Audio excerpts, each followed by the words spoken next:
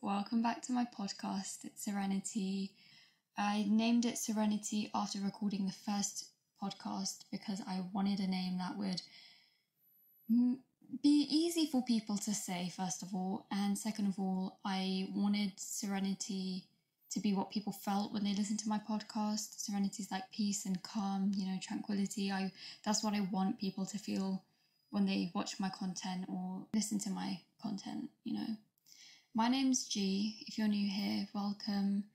You should definitely follow me on whatever platform you're listening to this on. Do want to say I was supposed to record a podcast earlier on this week.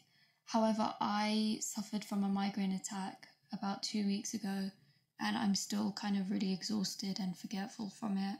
I'll do a whole other podcast on my migraines because I don't want my podcast to be so long talking about YouTube and migraines. But yeah, I just wanted to let you know, if I forget what I'm saying, please just bear with me. I can't help it, and it's as frustrating for me as it is for you. Today I am talking about my YouTube channel. I've got 485 subscribers as of right now, and today's date is the 15th of November. It's a Sunday. And I want to talk about how I kind of started it, because I know during this lockdown, a lot of people have started YouTube channels or TikTok channels and whatever. And a lot of people have gotten TikTok famous and stuff just during this lockdown, which I think is crazy that someone's life can change from a 60-second video, but we can talk about that later. So back onto the topic of YouTube. When I was around 5 or 6 or 7 or 8, I don't remember, but one of those ages, I know it was when I was young, so probably, I think it was 5, I would film me and my siblings doing these little home video kind of things. And oh my god, I just remembered, me and my sister had this thing, iCarly, and then you had Carly and Sam. We had iJade. None of us are called Jade, but I really like the name. So me and my sister, I was Jade and my sister had another name. I can't remember what my sister's name was in that, but we used to get my brother to be the camera man, just like Freddie from iCarly. And then we used to remake some of the iCarly segments. I don't know, it was weird. And then we had another one called the Tiger Eagle, and that was starring my brother and stuff. It was actually really, really cool. And I enjoyed filming them and editing them and putting them together. I thought it was really, really sick. It was so amazing, so fun. And I remember that when my parents finally let me use YouTube, they would always obviously monitor what I was doing and make sure that I was safe. I remember once in year 7. Year 7 is when you're 12 years old to 13 years old. So I was in year 7 and it was half term. And I was basically just trying to work out what hairstyle to do, because I wanted to have a really cool hairstyle for back to school. So I typed it in on YouTube and Bethany Mota came up. And I was like, oh, this is cool. She was doing this, she did this really cool braid waterfall kind of hairstyle. I was like, oh my god, I want to do that. And I tried to do it and I couldn't do it. And I was like, okay, you know what, never mind. And then she took she had a fringe, I think at the time, and she took her fringe and she kind of just pinned it back, but made it a bit poofy, if that makes sense. And I was like, oh, that's something I can do. So I did it, and I mean, it looked horrible. You could definitely tell that I was young. I remember watching that Bethany Mota video and thinking, wow, I want to do YouTube. This is cool. This is so cool. But I feel because I was so young at the time, obviously my parents cared about my safety and my privacy, and they didn't want me to put myself out on the internet at such a young age, especially because YouTube was relatively new. So I feel that kind of was my inspiration. My making of the home videos, and also Bethany Mota, who I've never met before. I've never been able to go to a meet and greet or anything. But one day I will meet Bethany Mota and I will tell her that she's the reason why I started YouTube. So, I always planned on starting a YouTube channel. As of right now, I'm on, I don't know if I already said this. This is what I mean by when I say that, I'm forgetful. I don't remember some of the stuff that I've already said. If I didn't already say, I'm on 485 subscribers, almost at 500 subscribers. If you're not subscribed, then you should subscribe. And yeah, get your friends to subscribe. And I'm almost at 500 subscribers, and it's a slow process. And I know that at the beginning it was really hard. I was really scared. I was terrified of starting a YouTube channel, guys, because there was a girl in my class. You kind of know this story if you listen to the first podcast, but there was this girl in my class who had a YouTube channel, and she used to sing and do covers and stuff. And she told me about it, and I subscribed to it, and I was like, I'd like to think that I was supportive. I'd watch all her videos and stuff. Until one day, the people in my form class found out about her channel, and they would put it up in our form class on the board and like make fun of her and stuff. And I couldn't help but feel embarrassed for her, and I never knew like how I could comfort her and be like, oh, it's okay, like don't worry about it, because I was quiet and I wasn't confident enough to stand up for her, and I feel really bad. And she ended up deleting her channel and making a new secret one, and she never told me what it was. And I remember watching her experience that and feeling terrible. I felt so bad for her, and I felt more bad because I didn't have the confidence to be like, guys, like, what are you doing? Like, that's not cool. Why are you making fun of her? You don't have the confidence to make a YouTube channel, so why are you making fun of her for doing it? I didn't have that type of confidence. I don't have that confidence back then, but I have that confidence now. And I decided that it would be safer for me to start my YouTube channel in 2016 after I left secondary school, because I was like, I'm probably never going to speak or see these people again, and they won't be able to make fun of me. Moving forward to year 11, I always had the plan of starting a YouTube channel, and I spoke to my parents about it, and I was like, guys, okay, I didn't call my parents guys. I was like, Mama, Baba, I really want to start a YouTube channel. And they were like, well, what does it involve? What are you going to be like posting and whatever? They wanted me to give them a detail of everything that I was going to do to make sure that I was safe. They were doing it out of love and everything. And I was like, I want to do like, I don't know, like vlogs or like routines, or I don't know. I was like, I'm going to do videos that entertain people, make people happy, whatever. My parents were like, as long as you don't put us in the videos, that's fine, and you gotta make sure that you're careful of what you wear, what you post, what you say. And I was like, that's fine. That's why in a lot of my videos I don't really have any of my family in there, apart from my sister, because she recently started a channel. But I don't have my family in my videos because I want to respect their privacy, and I don't want anyone to have the chance to say anything about my family that I'm not gonna like. I'd rather that any hate I get is about me and not my family. So that's why I never put them in. And then the things that I post, I did do vlogs when I would travel, but now because of COVID, I'm not traveling. And when I look back and watch my previous vlogs of when I was traveling, I was so shy that I probably wouldn't even watch my own videos. It was really, really tough for me to start a YouTube channel because I was like, guys, subscribe, but I wasn't popular at school, and that makes it a lot more harder because I didn't have a lot of friends that would subscribe and, support me. And I was scared of what people were going to say because I cared about what people would say, even though I tried to not, but it was really hard. So I waited till I left school. And then, of course, in the summer, I started my first video and everything, and it was taking it down because it's so embarrassing to watch. I did react to it though, so if you want to watch that reaction, it is on my YouTube channel.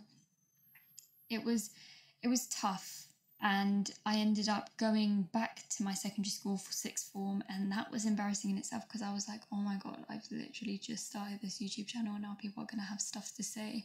But I decided that I wasn't going to care, and surprisingly, no one actually said anything about my YouTube channel. They did like once or twice, and then I kind of just was like, oh, well, you know what, it's whatever. Like, they would threaten to like, oh, we're going to put it up on the board. I'd be like, cool, your view's going to go straight into my bank account, so now what? Obviously, that's not true, because there's a certain requirement that you need to meet on YouTube before you can start monetizing your videos. And obviously, I didn't have that many subscribers that met the monetization requirement.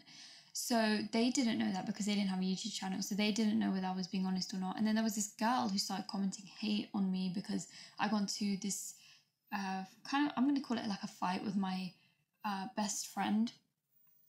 And I'll talk about that situation in the friendship podcast when the time comes. But she started commenting stuff, not my best friend, but one of the girls that was friends with her started commenting hate and stuff. And I just turned around and was like, yeah, well, it's whatever. There are different sides to every story, and you know what? Your comment's gone straight into my bank account. And guess what? She deleted the comment.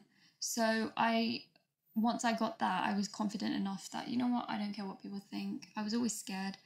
And then comes the stuff that even though you're not big on YouTube, the people that associate themselves with you, like when I moved to college, I didn't tell the people in college that I had a YouTube channel until maybe a couple of months before we left. Because first of all, I was like, I'm in no mental state to kind of tell people that I have a YouTube channel. I'm kind of enjoying that no one knows about it. And then I was like, you know what, I think I can tell people. And then I told these girls I was friends with, and they were really, really supportive. It was really nice. It took a weight off my shoulder because I was always scared that they were going to find it somehow. That's kind of how I started YouTube, and then I started becoming more and more confident. So that was always pretty helpful. And having friends like Mickey, I know Mickey's going to be watching this. He supported me a lot, and he still does. And then I've got my best friend Rada. I know that she might listen to this. She helps me. And then I've got like Anna, and you know, it's really, really cool to have the same people supporting you, because at least I know that I can trust these people. Because sometimes when you start making it big, I guess, suddenly all these people are your friend. And I already have trust issues as it is. That's one reason why I don't want people to know that I have a YouTube channel, because it's kind of like, what if they're only being friends with me because they think I might make it big and they want to hang on to that clout, you know? I didn't have any clout. I don't have any clout. But, you know, it would be nice if I could have some clout. Starting YouTube is always really hard. But I encourage anyone who wants to start a channel or is thinking of starting a channel to just go for it. Literally, you'll regret it if you don't. At least you can say that you've tried it, and if you didn't like it, at least you know that you didn't like it. Otherwise, if you don't start it and you're always scared that, oh, I want to do it, but I'm scared of what people are going to think, you're always going to have that question in the back of your mind of, would you have made it? Or would you have enjoyed it? And it's not worth having that question stuck in your mind for the rest of your life. Go for it. I had to teach myself a lot of the stuff about YouTube. I had to teach myself about YouTube Studios and how to edit, and I had to try and get confident in front of a camera, and it was really, really hard. If I'm being completely honest, doing a podcast is hard. I always have a lot to say, but it's kind of hard when it's just a microphone now, because it's like, I know I'm talking to you guys, but like looking at it, I'm literally only staring at my iPad and my microphone. So now what I do is I sit in front of a mirror and I just talk to myself in front of the mirror, but talk to you guys, so that it's kind of like I'm talking to someone. I probably sound like really crazy. Doing YouTube takes a lot of time, and I've definitely had times where I'm like, oh my god, I can't be bothered to do this anymore. But I love it so much that I don't feel like it's a job. I love editing. Literally the best part of creating content is the editing, in my opinion. Having fun with it. Sometimes editing can be really long and it can make you cry. I'm not gonna lie. I have cried before, because sometimes it can be quite frustrating if a certain editing thing that you want to do isn't working out the way you want. So it does give you times where you're going to cry and get really frustrated and you want to give up. But, you know, being determined and being resilient is really important, because that's what drives you. And then, of course, I was like, I don't know what my channel is going to be about, because you've got beauty gurus and then gamers and vloggers and prank channels, and I'm like, I want to do everything. Like, I don't want to just be tied down to one thing. So I started doing vlogs, then challenges, and now I've recently done a bunch of reactions, because I feel like that's what people want from me. So I'm constantly doing reaction videos, and I kind of slowed down on uploading maybe about a year ago, I think. Like, if you go through my channel and you look at all the dates of where I've uploaded, you'll see that there are gaps, and that's why I've kind of like lost motivation and stuff. But then I did a reaction channel and kind of got a bunch of views. It got a bunch of views and comments and stuff, and then people were like, oh, can you react to this? Can you react to that? Can you react to this? And I was like, yeah, sure. And I'm like, okay. So reactions is what people want from me, and that's what I'm going to do. And then I started getting more subscribers, and then doing reactions, I got noticed by CNCO, who are a Latin American boy band. That was cool. Do you know how cool that is? I love CNCO. I love them so much. So when I ended up getting noticed by them, I literally remember I was going to bed and it was around midnight, I think, and I saw that my phone lit up, but I was too tired to check it. The one time that I don't check my phone, and it was CNCO commenting on my video and everything, and then I get up in the morning and I'm like, wait, look at this notification that I got from YouTube Studios. I'm like, is this CNCO? And it's got like 18 likes. Like, is that really them? And then I was like, wait. And then I get up and I go on YouTube and I see that they had the little music note next to their name, and I was like, oh my god, CNCO watched my video. Like, that's insane, that's crazy. And then I go on Instagram and suddenly I have all these followers and likes and DMs and stuff, and CNCO added me to their story. Do you know how great that feels, that I spent all that time editing and filming and doing my makeup and making an effort with my appearance for once in my life, and they noticed, I got noticed, and it was amazing. It was the best feeling ever. There are downsides to YouTube though, and I face a lot of negativity on YouTube, and that's literally just the copyright restrictions. I have not even a couple, I have several videos that I recorded that people wanted me to react to, and when I upload them, YouTube blocks them because the material that I've reacted to is copyrighted, and that can be really frustrating, because sometimes I know that reaction video will do well, it will get a lot of views, but I'm never going to be able to get those views now because it's been blocked, and then you have to dispute it, and then it does take a process, and I feel like that can be really demotivating for someone, because I just think I could film 6 videos, and out of those 6 videos, 4 of them will be blocked by YouTube, and I would spend hours editing, filming, uploading, and imagine 6 videos and only 2 are able to be publicly uploaded because they're not blocked. Do you know how annoying that is? That's so frustrating. And then people in the comments are like, oh, did you react to this? Can you react to that? And then I'm like, oh, sorry, YouTube blocked it. I'm trying my best.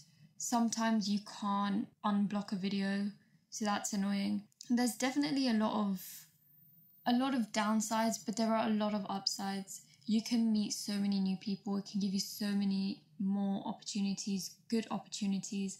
And I definitely recommend anyone who's even just the thought of starting YouTube just crosses your mind, just jump on it, just do it. You never know, you might put one video out and it makes it big. Or you might put like 2 or 3 videos out and then it makes it big. Either way, you're never gonna know how well your YouTube channel would do or how much potential you have unless you try. Definitely try. And if it doesn't work out, that's okay. At least you know. At least you can say that you've done it. You've tried it. You've experienced it. It wasn't for you. That's fine.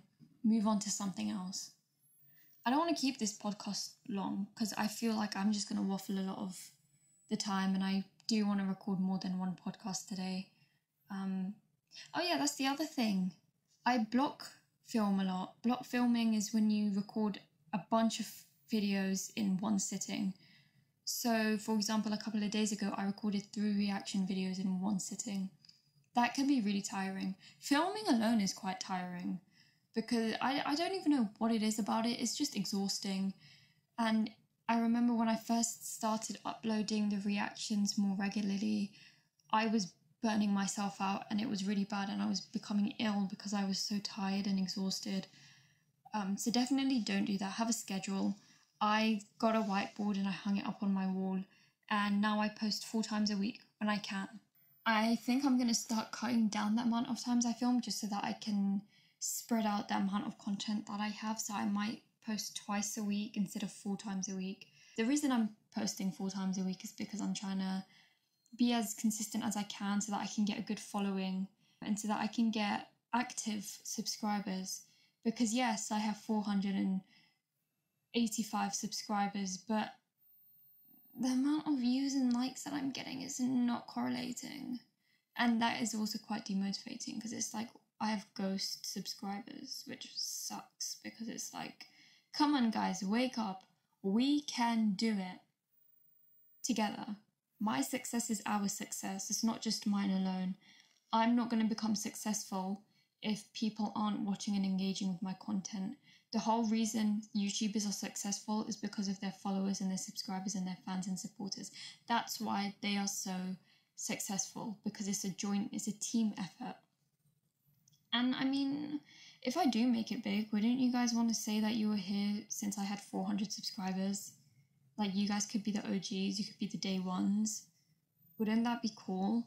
YouTube, basically what I'm saying is that YouTube gives you so many opportunities, and I think it's really cool and it can change people's life. Think of your favorite YouTuber and think about how happy their videos make you.